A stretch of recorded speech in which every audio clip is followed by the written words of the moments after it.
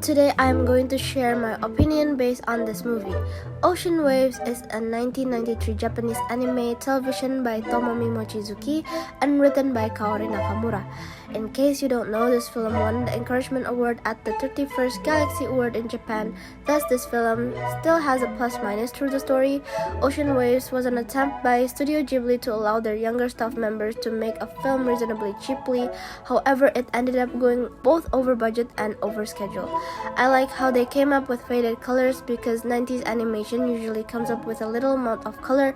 I also like how the scenery was filmed, such as sunsets, the sky view, and the road are beautifully made. They can manage to make a wonderful drawings in each plot.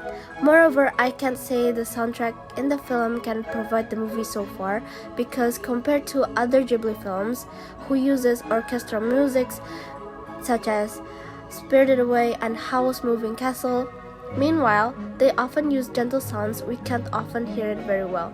Also, as a teen in the early 90s, I like how they really suited up in fashionable clothes at that time.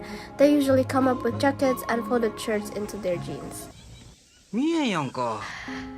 Why did I choose this movie? Because I adore high school stories, especially if it is related to romantic high school stories and also simple movies. Besides, it's great to have watched this movie because I can enjoy the scenery that Ghibli made. Inside the story, we can find how this film were made to be comical, and the audience can be invited to see how high school life is. Also, the plots are logical even though there are uneasy stories in this film, such as rivals competing with one another. Well, I could say this film is just okay. I'll say this is an 8 out of 10. Let's jump to the plot summary. This film is started when a new girl from Tokyo had to enter a school in Kochi.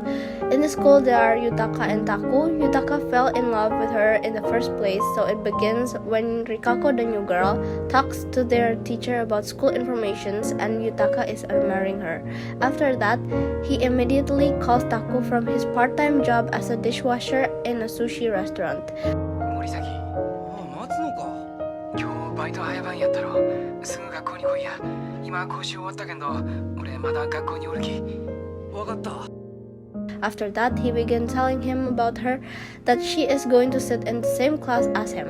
From that, Taku is feeling a little bit jealous about it.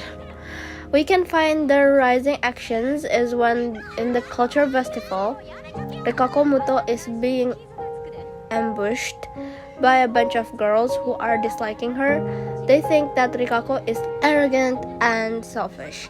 Taku, who is the boyfriend, was startled looking at her proudly because she can fight on her own. Rikako, who looked at him back, was very angry at him and slapped him in the face. From that moment, Yutaka is being mad at him also because he thinks Taku didn't give much attention to her.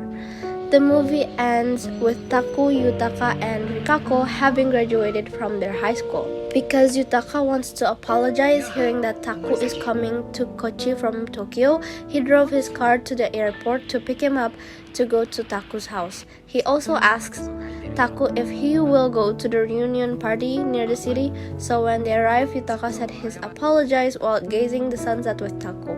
Later, they attended the party, but they didn't find Rikako. However, when they walk home, Yumi tells Taku that she had met Rikako, explaining she couldn't make it to the reunion and she wanted to meet someone but wouldn't say who.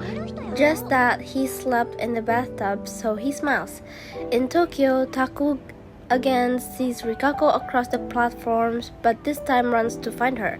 As the train pulls away, he finds Rikako is having a holiday after the end of school and realizes that he had always been in love with her.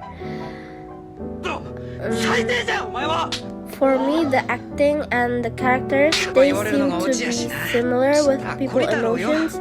The movie is enough to make the scenes are likely to high school stories such as a love triangle. It goes very emotionally between one and another.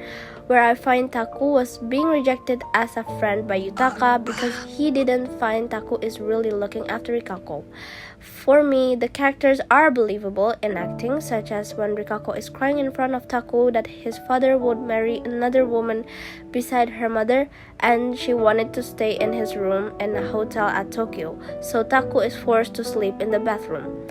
The film made me quite puzzled because of Rikako's selfish ways. How she always bothers Taku and blaming him all the time made me so intense, so I can't say it really fulfilled my expectations. The most believable actor in my opinion is Taku, because like every other human would do is to carry on their journey, to stay in their positive minds if it is something that he can't really capable of, and stay with his calm emotions.